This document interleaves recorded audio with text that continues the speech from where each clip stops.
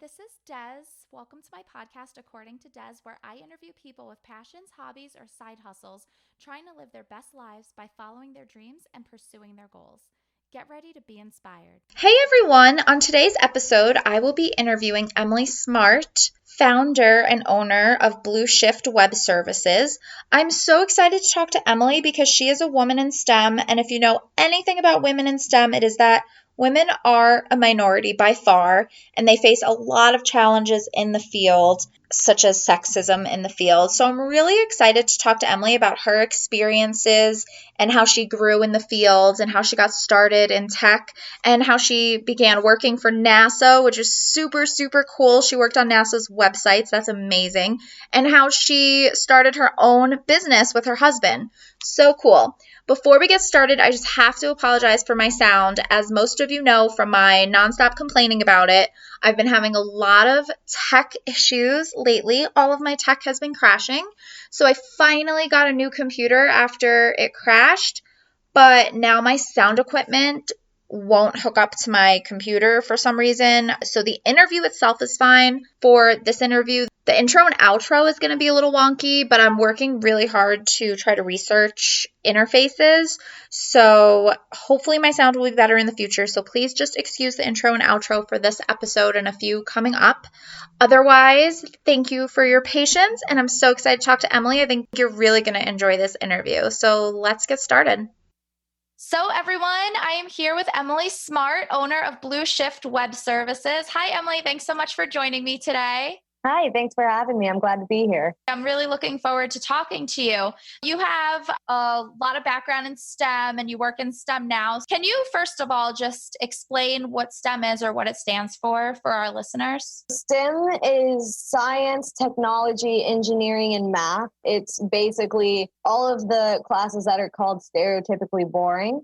Yeah. But they're not. They're so much fun. So much fun. I've been interested in STEM pretty much my whole life. I remember getting up and getting on my grandma's computer when they were still dial-up with the loud noises. You had to leave the room for 30 minutes, come back just to wait for pages to load, each pixel left to right and down the page. Oh, yes. It's been a long time that I've been interested in STEM and technology mostly. How old were you around then when you were going on the computer? The first time I went on the computer, I was 4. My grandma sat me on her lap and taught me how to play Minesweeper. Oh, yeah. I was always like one of those advanced kids. I got smart really fast, but I didn't get tall at all. Oh. I'm still 4'10". Oh my gosh. Stopped growing. My mom jokes that, oh, it all went to your brain. I was like, should have taken some to the height, just a little bit.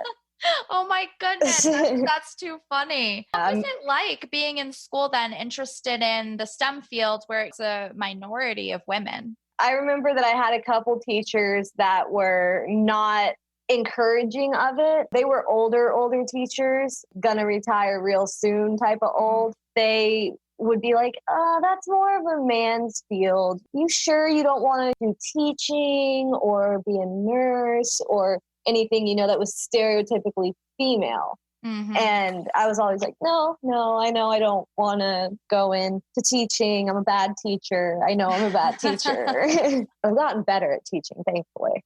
Oh, that's good. I run workshops for the digital marketing and stuff that I know. Oh, wow. So I'm better enough to explain some things so that people get interested in it. So that's exciting. That's great. What was your experience like in high school with STEM? Were you trying to go into different clubs or could you pick your classes? Actually, in 6th grade was when I first started getting really, really into math. I had a teacher. She was a female math teacher, and she saw that I was really, really good at math. I've always been freakishly good at math. She was like, okay, I see you're really interested in this and that you're really good at it. I'm going to put you up on this program and you're going to work ahead. So while everybody else was learning basic 6th grade math, I would do whatever worksheet and then go start working on 7th, 8th grade math. So by the end of the year of 6th year, I actually did Algebra 1 Honors, which is a 9th grade class typically. Oh, wow. So I was already starting to be 2 3 years ahead.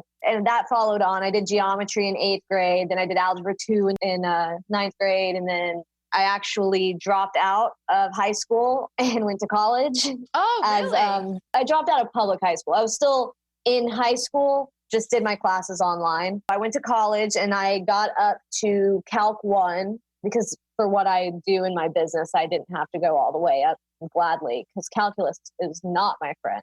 In sixth grade, they had math clubs, after school math programs, math teams. In our math teams, it was me and like 3 or 4 other boys. And we went into these competitions where we went against other middle school. Well, I was the last year of elementary school, but we went against elementary, middle, and high school students. And we actually won 3rd place out of all the high schools, all the middle schools, all the elementary schools. So that was really exciting. Oh, that's so cool. Wow. We lost to 1 high school team and 1 middle school team. We weren't really exposed to all of the stuff they were. And we played these math games. So one was normal math, like competition type team. And then one was a game which was just math based, like arithmetic based. And it was so fun. We won 1st place against everybody on that one. So that was super, super fun. Oh, that's amazing. And then continued on 7th grade, I was in the math club again. 8th grade, I was a math tutor. 9th grade, math tutor. Oh, okay.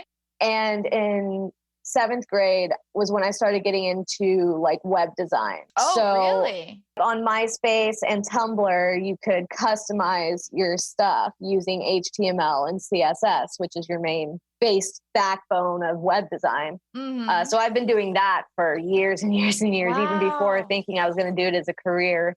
And it just kept going from there. Just kept getting more and more into it, more and more. And now I do it. Wow. So all this time that you were doing the math club, customizing your Tumblr, MySpace, everything, in your head, what were you thinking you were going to do in the future? I was actually originally thinking I was going to be basically like Bones. I wanted to be a forensic scientist. And then when I got with my husband, he guided me in my college classes of what would be most useful. He knows all my skills and he's like, okay, you can apply your amazing skills this way in this job. I trusted him and I did it, and it was accounting. And that was my first true love in the field of careers, man. I was in love with accounting. I got A's in both financial accounting and managerial accounting, was dead set that was going to be what I was going to be. Then my husband switched into doing more of a technical thing where he did like HTML, CSS, C programming, you know, those basic classes. He was asking me for help and I was reading the little paragraph and I'd be like, oh, okay, this is what you had to do. And he's like, how do you know that? I'm like, I don't know. I just read the paragraph. Oh my God, I love that. That's amazing. Yeah, he did that to me with physics too. Like I never took physics, but he would come and ask me for help. He's like, I know you can look at this and understand it. So just look at this and tell me what I need to do. And so I was tutoring him in physics without ever doing physics. Oh, I love that. After I helped him with all the coding classes, he was like, no, this is your calling. Like, this is what you need to do. I went and I took college classes there at Valencia College, which is the precursor to University of Central Florida. It's like the community college. UCF is literally you take it for your last few years. But before I even got my AA, I got my first job working for NASA. What? They were looking for a contractor to help build the websites for all of the launches that go off in their conferences. So I applied and I got it. Wow. And then once I got it, I was like, I don't need to spend time in these theoretical classes anymore. Like I have a practical job. So I stopped going to college and self-taught myself the rest of the languages because everything that I was learning in school, I actually never used in my particular field. Oh, okay. This does not go for majority of STEM. If you're going for biology or something, you need to go to school to learn biology. Right. If you're going for web design where you're just doing HTML, CSS, there's loads and loads and loads of tools where you can get certified and learn on your own time at your own speed. Do what's best for you in whatever field you're going for. Wow. So how old were you when you got this job at NASA and decided you weren't going to continue with classes? I was 21.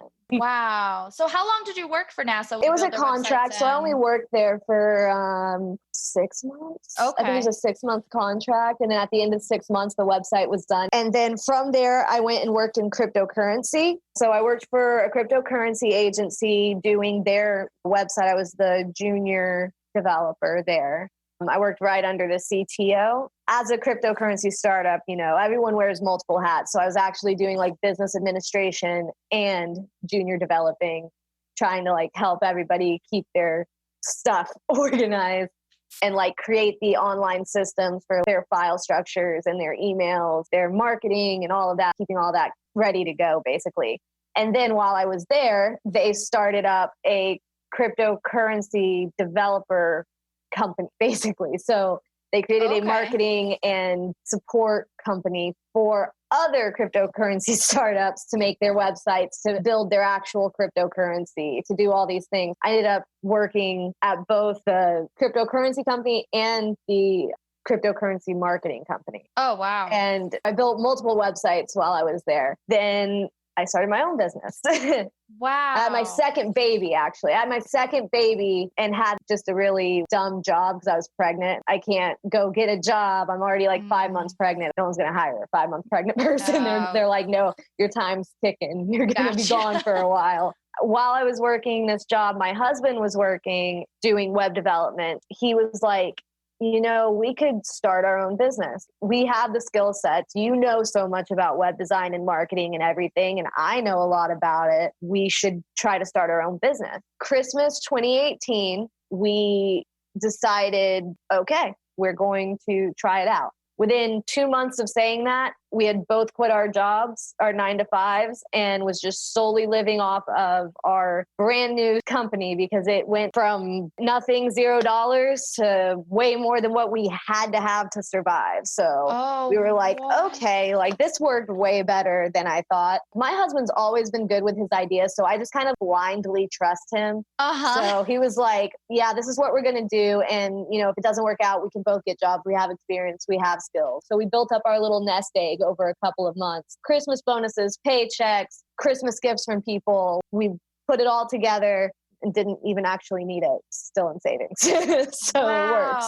That's unreal. In just 2 months from idea to development. Yeah. We had thrown it around, bought a domain, talked about what services we would offer, launched our website, and he went door to door. He went to businesses, knocked on the door and was like, hey, do you have a website? Do you need a better website? Let us do it for you. Here's our card. Let's go. We made sure that our business cards look really nice because first impressions mean everything in marketing, all aspects of it. The foot that you put forward first, you want to look the best. Absolutely. So that's like one of our main things that we push for in our business. And it worked. And we got 3 clients the first week of him going door to door. That's amazing. It was insane. It was so unexpected. I thought, that it wasn't going to work out or it was going to take like 6 months. Because everything that I saw online was that you're going to not get your first client for 6 months or you're only going to get 1 client for 6 months. I was scared. I was scared. That's really scary. I think it's because most people don't go door to door. They don't. I hate going door to door. I tried it. I wanted to vomit. I can't do that. It's terrifying. Rejection is hard. And another thing is that I'm so short. I'm 4'10" and I'm a girl and I'm young. So that's a triple whammy in the tech field. If you're not an older dude who's tall, you don't get a lot of respect or a lot of trust. And I experienced that not only at NASA, but also in the cryptocurrency company, also in other jobs with clients that I get now. Yeah, I don't even sign my name half the time on my emails. Really? Like it's just the company name half the time, especially when I'm talking to new people, so that they'll think it's my husband instead of me. Oh my gosh, that's horrible that you have to do that. They'll make the deal with him, and then I come in and I'm like, hey, I'm the one that's going to be developing your site. I'm the one that knows all of this stuff that's going to make your business great online. And then they start to respect me. For a girl, you have to prove yourself before you get that initial respect. So that's something that takes a long time to come to terms with. How did you deal with that in school? Because you said you experienced that growing up. I don't really care what people think about me. That's like something that I'm happy with because most people do care about people being like, no, you can't do that. Or you're too young. You're not the right gender. You're not the right race. You're not this, that, and the other to do something. I feel like they'll be more likely to listen, especially when it's as frequent as it is for a girl interested in technology. For most of my classes, even in college, I was the only girl. Really? Did you feel like you or the other girls had to work harder just to prove yourself? Oh, yeah. I find that for men, they're assumed to know everything. They're just assumed to be smart when they have a certain title. Like my husband, he's more of the business side of the business, whereas I'm the tech person. And he's always getting these questions, especially from other men. They'll ask him these tech questions and he's like, I have to go get my wife. Like, she knows. Let me go grab her. At beginning of relationships, especially with male clients, they'll be shocked that he's not the tech guy. But then they'll open up. But I've had a really bad client once that refused to talk to me. This was early on in the business, so it wasn't really a time that I could say no to a client. I couldn't afford to say no to a client. Once you get bigger, you have that luxury of deciding who you work with. Yep. He said that he needed to talk to the tech person, my husband. That's literally verbatim what he said. Wow. And I was like, oh, well, I'm the tech person, so you might not have luck talking to my husband, who's not the tech person. And he started apologizing in the email after that. And I was like, wow, this is going to be a fun time. I've also had clients that get real comfortable because me and my husband were young. We strive to make our clients feel comfortable.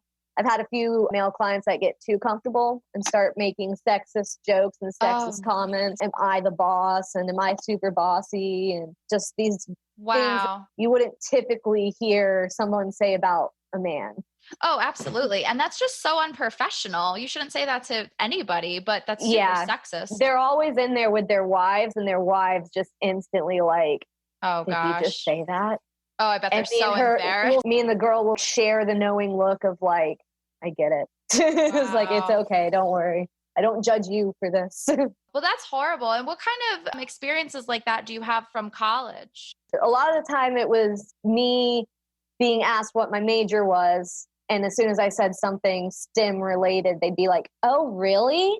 You're probably going to change your major soon. Oh, wow. I had a guidance counselor. She was like, oh, are you sure you want to go into STEM? I mean, we have a lot of vacancies in the nursing program. And it's like, one, I'm squeamish. I can't take needles myself. And I've had 2 C-sections with kids. I still can't do it. Oh my gosh, I can't take any of it. Just be a nurse just because you're female.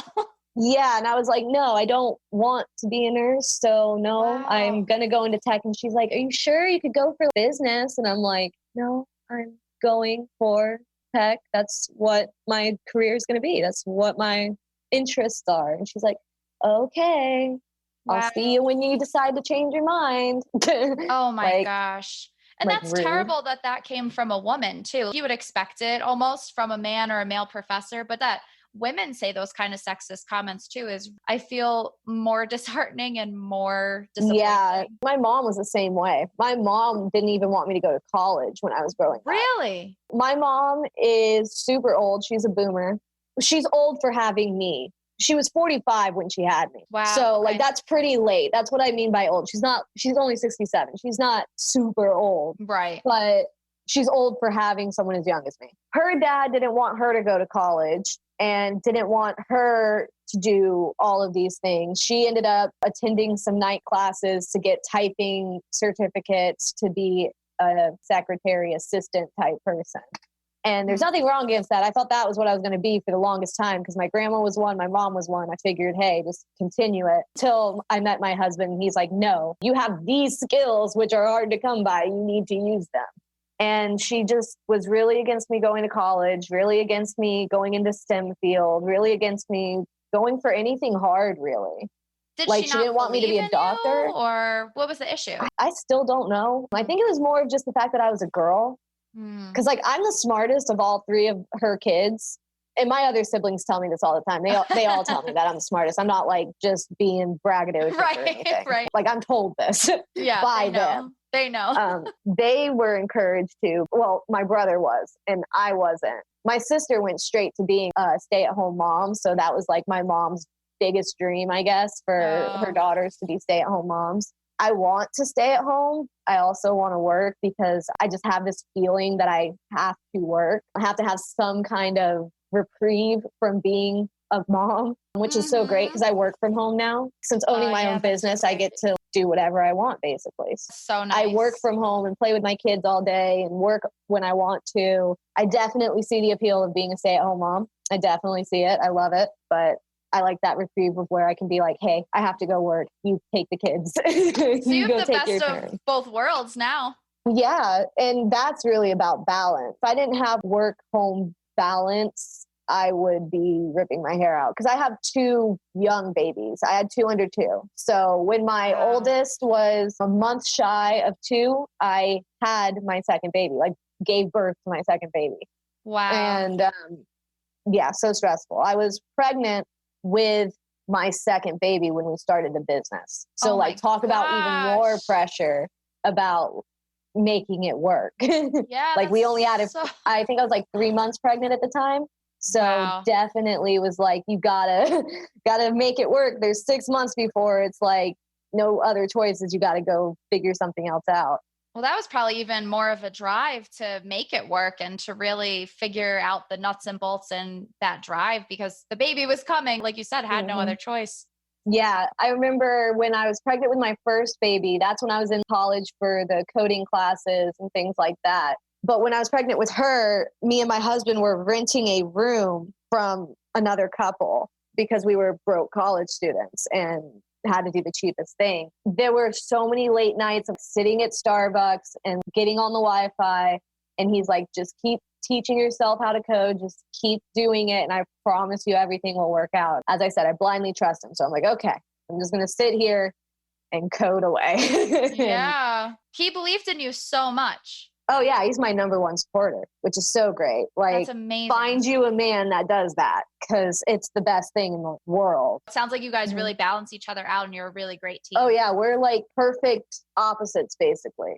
Sometimes that works great. This time where he understands what I know and I understand what he knows, but we're better at different things. Sometimes it doesn't work out. How he keeps the thermostat at 70 and I want it at 76. So I freeze to death every day, but it's okay. I will make that sacrifice. Always a compromise. There's this statistic by the age around 11, girls lose interest in STEM fields. Have you heard that before? Yeah. The first time I heard that, I actually saw it in a Facebook post. It was on a big image.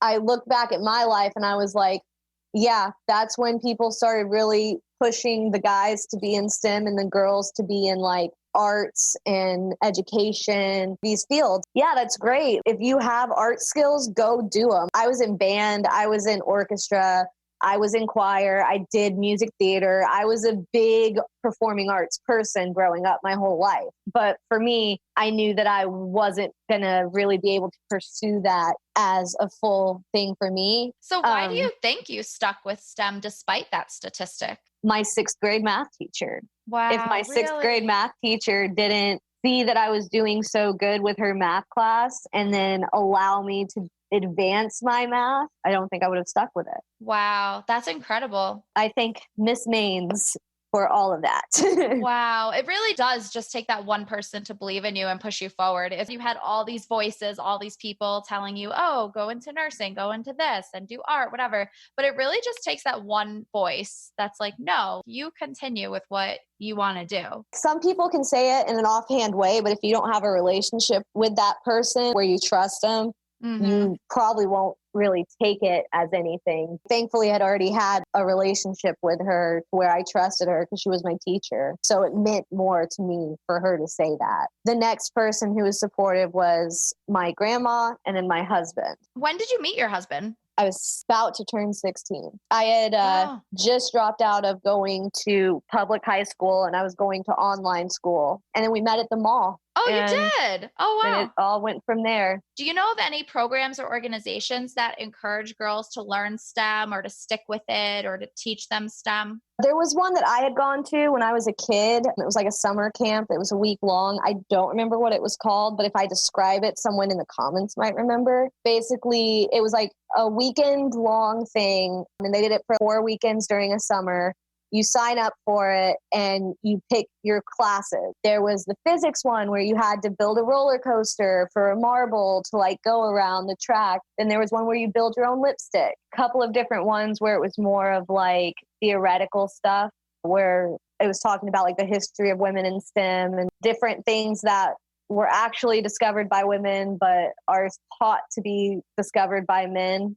Mm-hmm. So that was a fun class to take. Wow. Yeah. But yeah, it was so fun. I remember that I did as part of Girl Scouts when I was a kid. Okay. We did that to earn our badge. There's a lot of toys coming out now. I don't know if you've heard of GoldieBlox, but I love GoldieBlox. Heard of them, but I do know that there's a lot of toys coming out. As I said, I have 2 little toddlers. I am trying to get them into STEM just because I know that they're going to have those voices. The sooner I get them encouraged to do it, the better. Plus, we own our own tech business. Yeah. So, Absolutely. I want them to be part of it. They love computers and tablets. She knows how to turn on the Xbox, the TV, and navigate to YouTube and find herself a Blippi video. Oh my gosh. I think it was Legos too. Don't quote me on this, but I think Legos was coming out with a female driven block set with female figures, and they were going to be all different colors. Like, I get it, but like also when I had my first daughter, I was so annoyed by everything having to be pink, everything. Mm-hmm. Just because it's for girls, why does it have to be pink? I don't see why they have to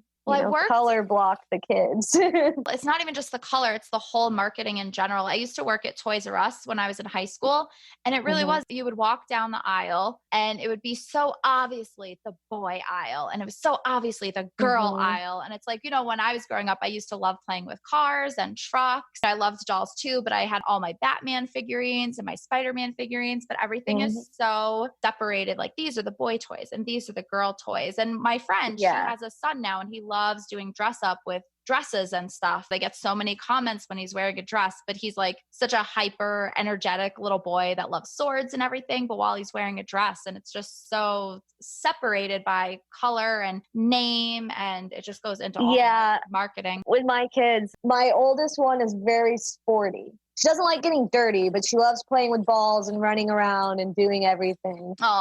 She's like super, super into physical stuff, which is great because I wasn't.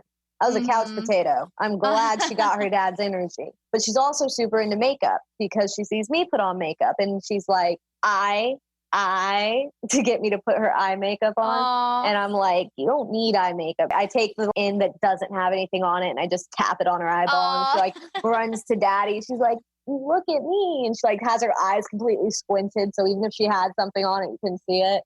Oh my gosh, so cute. And the second baby, she's super into music, super into the instruments, into the singing. Well, that's awesome that they're interested in so many different things, and that you're going to be a good role model for them because you're a woman who started her own business in the tech field. So that's really great that they could see that that is possible. And that's another thing. Working for the businesses, it's a pleasure and a curse to be a female because they have to meet a quota. They probably will choose a woman over a man sometimes to meet that quota, but then you're the only woman in there. Right. It's awkward. Right. Being the only person of any kind of minority is going to feel odd, especially when they're so obviously uncomfortable with you being there. One of my coworkers were really toxic, joking around that, I was hired because I was a girl and not because I was a coder. I wasn't a programmer. I was just a designer or something like that. He said something really weird like that. I was like, no, I know how to code. I just do the CSS because I'm better at it than my coworkers are. He was new too. He had just got hired on. Wow. Shut that down real quick because I was like, no, I can code. I can program. I'm just doing what no one else here can. There's no reason to overlap if you have opposite skills. Like, let them take one, you take the other. And the other times you could just chalk up to like high school boys being high school boys and college guys being college guys, being rude and picking on girls because they can. Thankfully, my husband's not like that. He'll guide me, like I said, with like, these are skills that you have. I think that you'll enjoy this field. I think you'll be good at it. Just try it. If you don't like it, stop it. Well, that's great to have someone that knows your skills and knows you so well and knows what you'll excel at and what will bring you joy and happiness and your passion. That's really good to have, because sometimes when we have those skills, we just can't see it for ourselves. It takes somebody else pointing out like, no, hey, you're good at this. I was exactly like that. When he was telling me to go into coding, I was like, no, I'm not going to like that. It's going to be boring. And he was like, no, just take one class, one semester. Tell me what you think. I was glad I did it. It was fun. It was great. I had a lot of fun creating my first website and the thing where you say hello world as your first assignment in a coding class. It was so fun. I took on an intern not too long ago, and she really was interested in learning coding. And so I was like, okay, here, this is your code. It's a P tag, which is a paragraph tag. Type in hello world. This is my website. Hit the closing P tag and then put it out there. Like, just open the file on your computer. And she did. And I was like, there you go. You made your first website.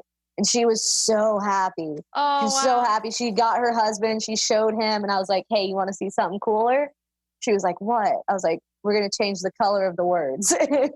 And like, for me, because I've been doing this for so long, it's nothing. But to see like the joy and the excitement, I was like, I remember those days. I remember amazing. when I was excited over every little thing that I learned. I remember every time I learned something, I was grabbing Ryder and I was like, hey, Ryder, look at what I just did. And he was like, whoa, you did that? I'm like, yeah. Even though I'd be taking a course, I wouldn't be doing exactly what they would say to do. I would be taking whatever they were teaching and then applying it on my own spin on it. That's the best way for me to learn. He was like, you didn't just copy and paste the code from the class? I was like, no, look, this is what it's supposed to be. But I was building my own thing over here. Oh, wow. It would be like one of my languages, love languages that are really big, is words of affirmation. And having that, oh yeah, you're so great, you're doing so good, it means so much to me. And that positive feedback. You have someone who's your go-to cheerleader, have them encourage you. It's the best thing, especially if that's one of your love languages. I feel like especially for you too, in your career and your experiences in academia, just getting all those negative comments, those positive words must mean so much more. Yeah, and it comes from my husband, which is funny that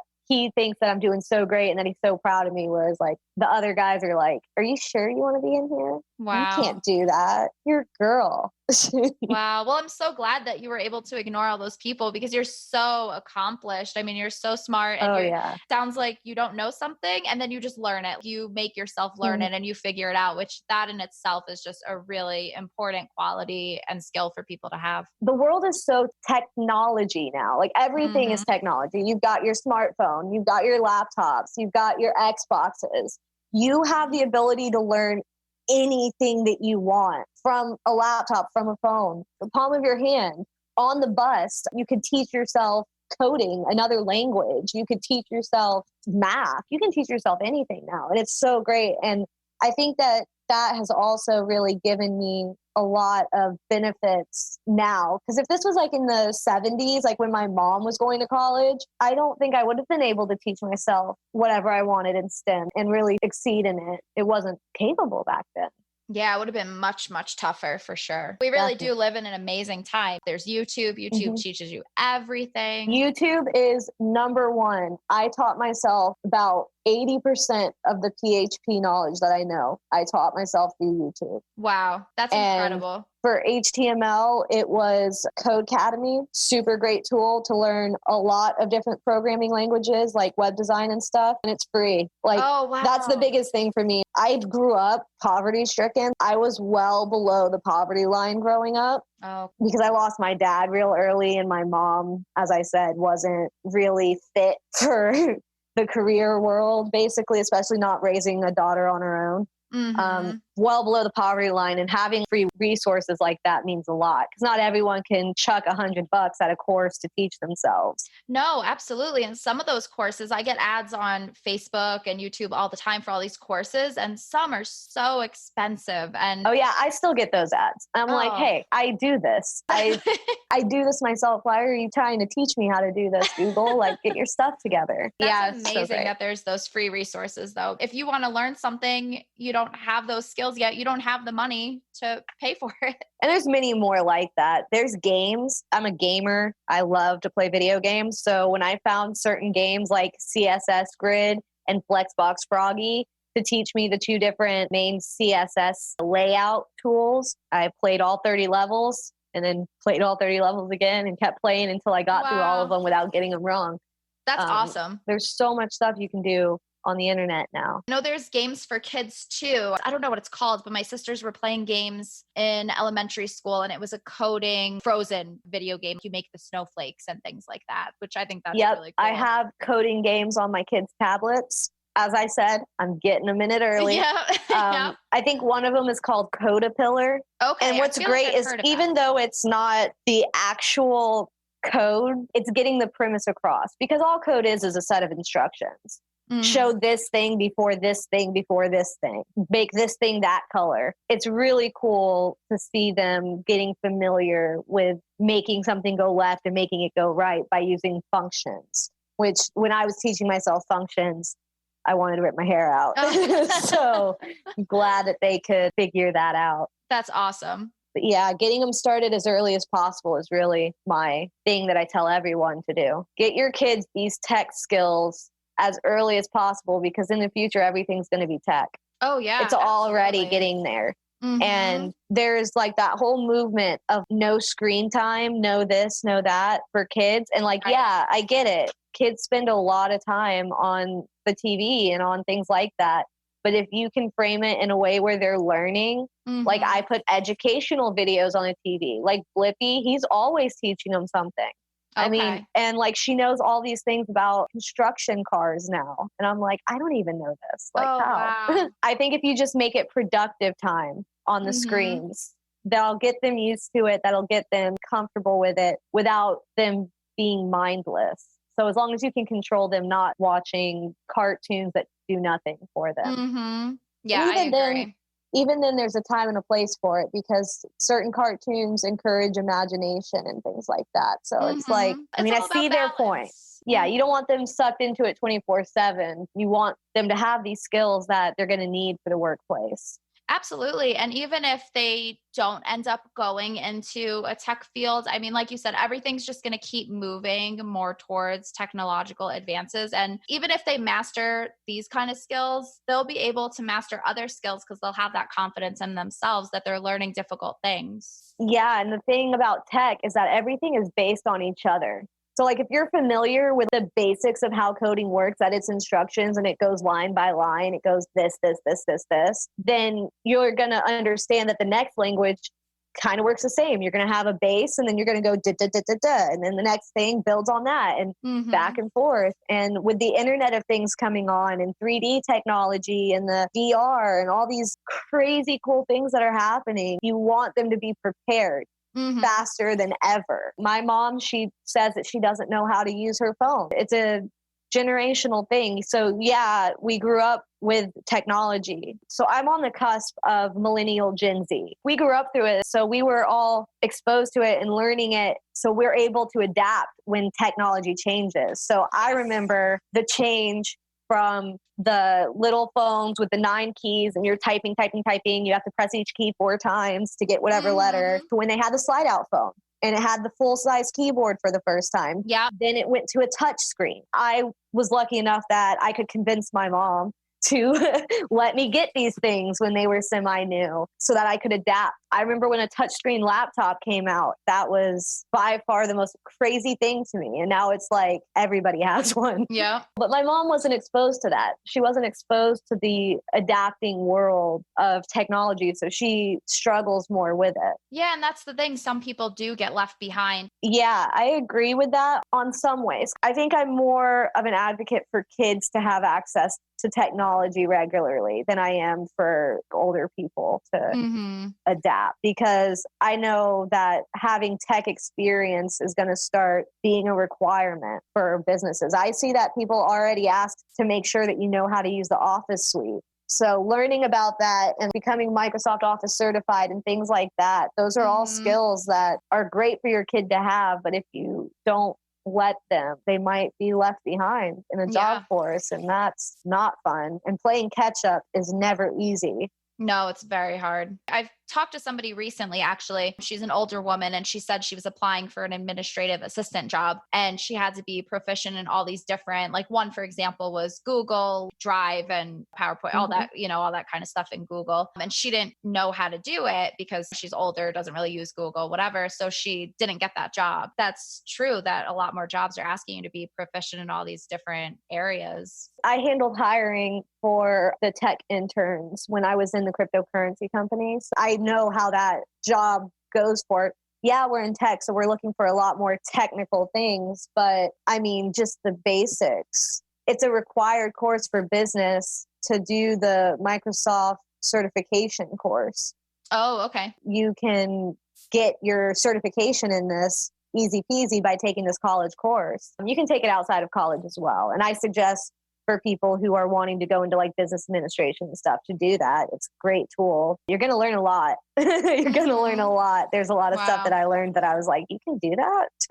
Oh, like that's even cool. in the tech field, I'm always learning something like, you can do that? Oh, yeah. So do you want to let us know what kind of services your business offers? My company is a full service digital marketing agency. It's Blue Shift Web Services. We do everything for your business to get them online and thriving online. We do logo design. We do graphic design. So business cards, flyers, posters, brochures, the whole 9 yards on graphics. We do social media, paid advertising, so Google ads, Facebook ads, Instagram ads. But I think the main two things that we really do the most is going to be SEO, which is search engine optimization, and websites. Every business should have a website in this day and age. I think a lot of people are learning that thanks to COVID, that you really need to have an online presence. Didn't expect it to be so intense. I really thought this was going to be like a one and done, just disappears after a while. Didn't expect quarantine for so long. And I know a lot of people didn't. And we actually have clients who are like, hey, I need to get online ASAP.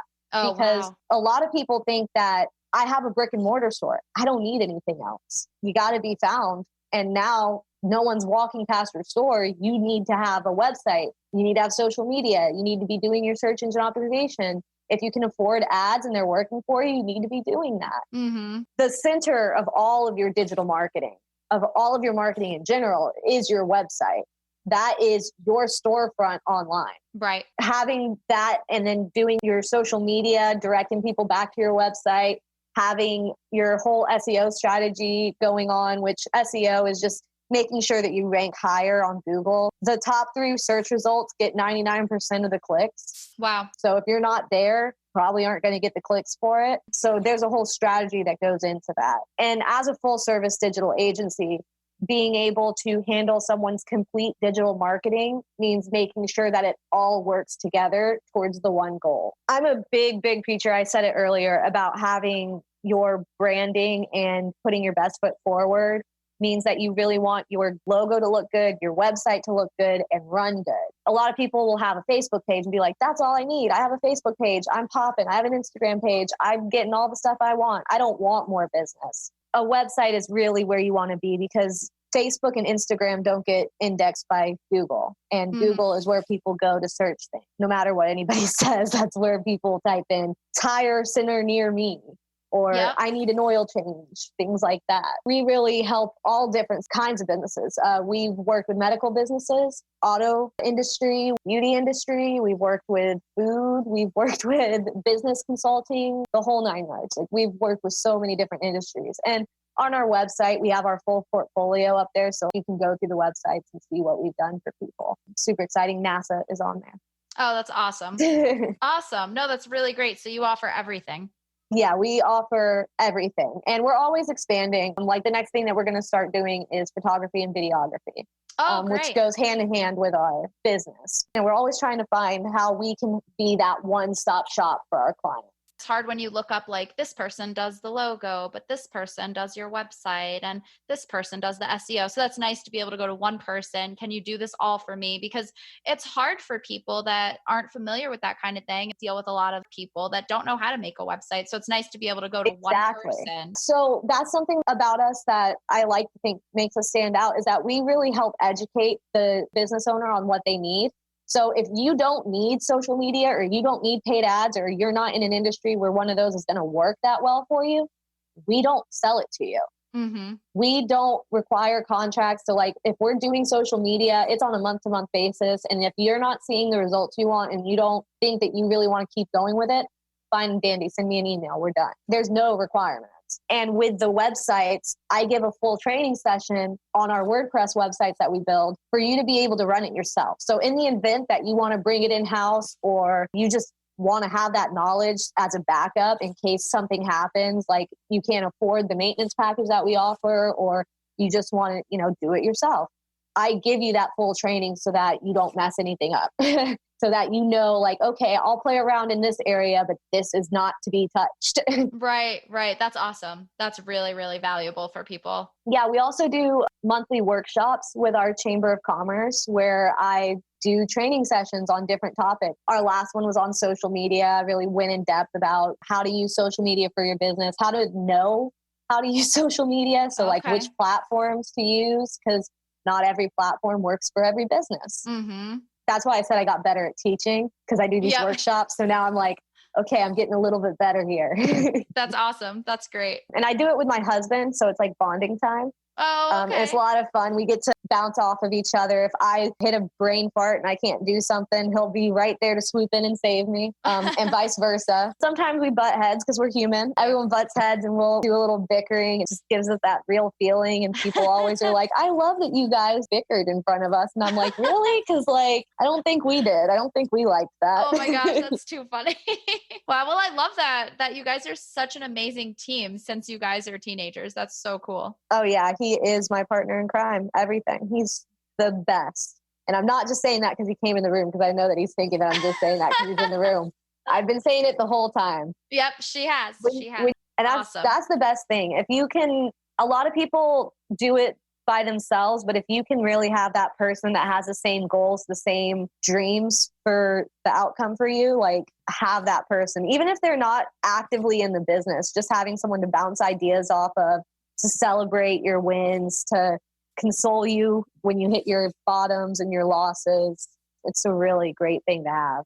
Oh yeah, it's so true. It's so helpful to have a support system and a team member, a partner. I think it makes things a little easier. And like you said, you and your husband have these opposite skills that are kind of parallel and, lead you to the same goals. That's really helpful too, than to have somebody that has all your same skill sets. That's a little harder. Well, Emily, this has been awesome. Thank you so much for taking the time to talk with me. I loved hearing about your journey through STEM and starting your own business, and about your kids and your partnership with your husband. Just very, very cool stuff that you're doing, and so much value you provide other people that don't know as much about websites and SEO and that kind of thing. I put a lot of this information. I have like a resource page on my website. I have a blog where I go over a lot of stuff about what you need to know. Even if you're not trying to be in the field, there's a lot you should know so that you understand how to hire someone. Awesome. It's blueshiftwebservices.com, but I'm going to put all of your stuff in the show notes. So everybody go check her out, her website, her Instagram, everything. It's Blue Shift Web Services. Awesome. Awesome. Thanks so much. Yeah. Thank you so much, Emily. This has been really great. And I myself can't wait to check your website more, because I'm not great with the techie stuff. So that'll be great to check that out. Yeah, for sure. And if you have questions, we're always here to answer. We love sharing our knowledge. If I don't have the answer, he'll probably have it, and we love to talk. So awesome. Perfect. Well, thank you so much. This was great. It was great talking to you. Yeah, thanks for having me. It was a lot of fun. Awesome interview. Thank you so much, Emily, for sharing your story with all of us. I really enjoyed hearing about your journey through STEM and going through school and working for NASA and starting your own business. Such a great path. I can't wait to see where your career goes, because I'm sure you're going to do a lot of really cool stuff with your business. Everyone, check out Blue Shift Web Services. I'm going to put their website in the show notes, along with all the things that Emily recommended, like Code Academy, CSS Grid, and the games that she talked about to learn coding. Really cool. I recommend everyone check those out. I definitely am going to check those out because I am interested in learning coding.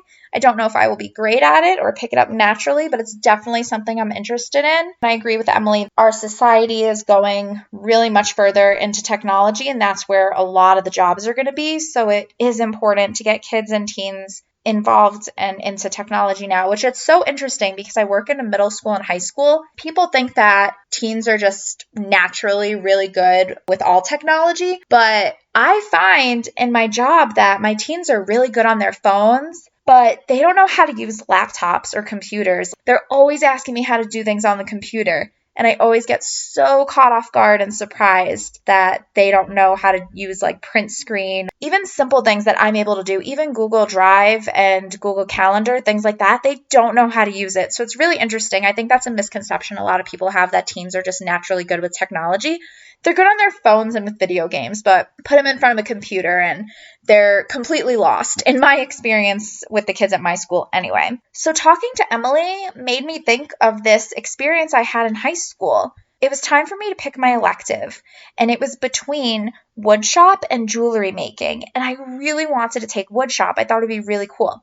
So I put in my schedule to go into woodshop, and the guidance counselor, a female guidance counselor, told me no. She told me I couldn't take woodshop because that was for boys. Are you kidding me? I was shocked. I could not believe that I wasn't allowed to take woodshop. I really didn't understand it. So she put me in the jewelry making class, which I didn't want to take because I never really wore jewelry, but it ended up being cool because we did like a little soldering and stuff. So, I mean, it was fine, but that was my experience in high school, just trying to take an elective class. So I can't even imagine women in STEM going through college, trying to sign up for these computer classes and coding classes and things like that, and getting those remarks and having their counselors be obstacles. The path for women in STEM should be easier with less obstacles. And for me personally, I don't know if this is for other people, but I get so disheartened when I hear sexist comments from other women. It just hurts worse for me for some reason. I hope that people realize it's 2020. Women can be in STEM. Women are really good with technology and computers and gaming. That's a whole other conversation me and Emily didn't even get into, how she said she's into gaming. I have friends, female friends that are gamers, and the sexist things that they experience, that's a whole other hour-long episode. But anyway, awesome conversation. Key takeaways. The first foot you put forward, you want to look your best. First impressions matter. Your logo matters. Your branding matters. Your business cards matter. Make sure everything looks good and beautiful because that's your first impression. Going door to door landed them 3 clients in their first week. I think in this digital world, we really take for granted that people still really appreciate the in-person interactions. We live in an amazing time. You can teach yourself almost anything right from the palm of your hand. Every business should have an online presence, whether it's a website, social media, or ads. The center of all of your digital marketing is your website. If you have a business, you need a website. Awesome. Well, thank you so much, Emily. I learned so much. I really enjoyed hearing your story and your journey. So great. Thank you for sharing that with us. For all of you, join my Facebook group, facebook.com/groups/AccordingtoDes. I'd love to see what you're up to, and check out my website. I am revamping it, so it's a little bit of a mess right now, but check it out, AccordingtoDes.com, and see everything I have going on there. Hopefully soon I'm going to be having some e-courses on there. All right, well, until next time, thanks for joining me, and don't forget to subscribe.